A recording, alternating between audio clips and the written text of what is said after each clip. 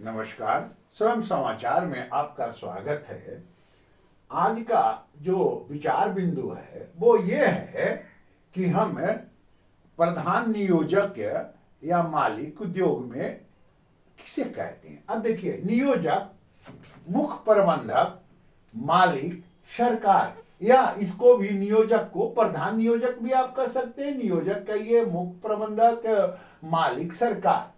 कहीं भी काम जब होता है, कहीं भी सरकार में हो या निजी संस्थानों में हो, तो काम कौन करा रहा है? सरकार करा रही है, यानी सीधा सरकार का है। जैसे बिहार में अभी स्कूल है, तो स्कूल में बहुत सारे इकाई बना दिए नियोजन का। बिहार सरकार बहुत सारे इकाई बना दिए नियोजन का, लेकिन नियोजन इकाई बन गया, लेकिन आप ये समझे पैसा कौन देता है? क्या ग्राम पंचायत पैसा दे रहा है? क्या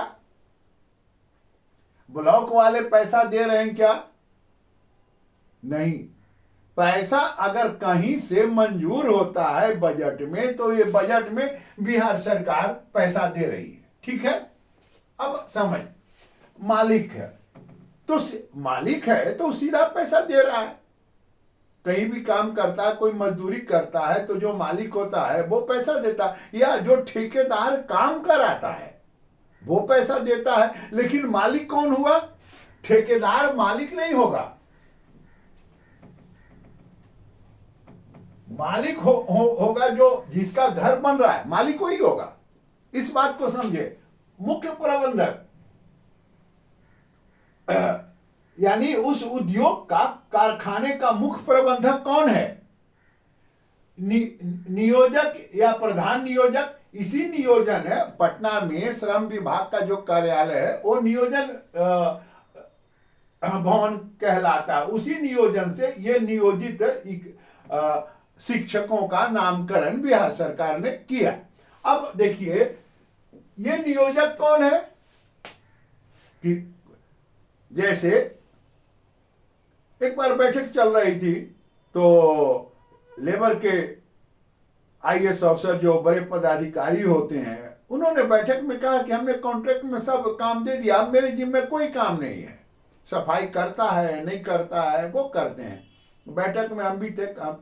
कहा ऐसा बात मत कहा करिए, प्रधान नियोजक तो आप ही हैं। हाँ, आपने कॉन्ट्रैक्ट में दिया है, अगर कल केस होगा तो कौन आएगा? ये संस्था किसकी है? क्योंकि आप हैं पदाधिकारी, आप ही सबसे बड़े पदाधिकारी इस लेबर डिपार्टमेंट के हैं, इसलिए प्रधान नियोजक आप हैं। अब देखिए, वेतन वही देता है, सरकार। अब बिहार में जो अभी शिक्षकों का जो एक खेल ड्रामा चला इतना दिन, सरकारीकरण करो, सरकारीकरण करो, सरकारी कर्मी घोषित करो। दरअसल अब देखिए, पीएफ, ईएसआई, जब ये विषय कोर्ट में पीएफ चला गया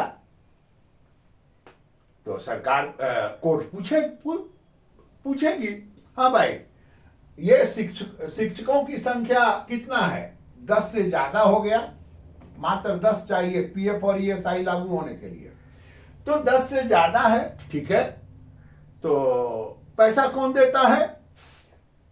सरकार जरूर कही होगी कि ये नियोजित इकाई के हैं, यहाँ है वहाँ है। सुप्रीम कोर्ट में भी बिहार सरकार यही प्ली दी थी कि हमारे नहीं है, इसलिए हम इनको समान वेतन नहीं दे सकते हैं नियोजन इकाई के। लेकिन वहां ये प्ली लोग नहीं करवा पाए कि वो पैसा दे कौन रहा है। भाई, आप भी अस्थायी कर्मचारी को आप ही पैसा दे रहे हैं, इसको भी तो मालिक तो आप ही हैं।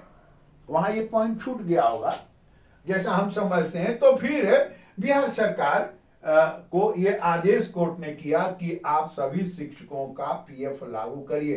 पीएफ और ईएसआई में अगर 1 रुपया मजदूर देता है, यानी काम करने वाला कर्मचारी, तो 1 रुपया सरकार या प्रबंधक नियोजक जो भी हो, तो ये 2 रुपया उसके खाते में जमा होती है।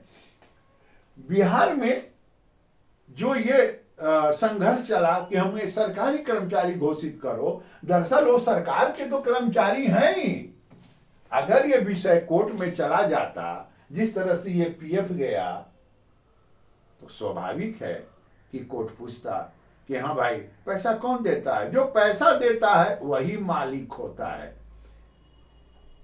तो आज का विषय यही आपको बताना था कि जो भी व्यक्ति या जो संस्था प्रमुख पैसा देते हैं वही मालिक होते हैं। नमस्कार।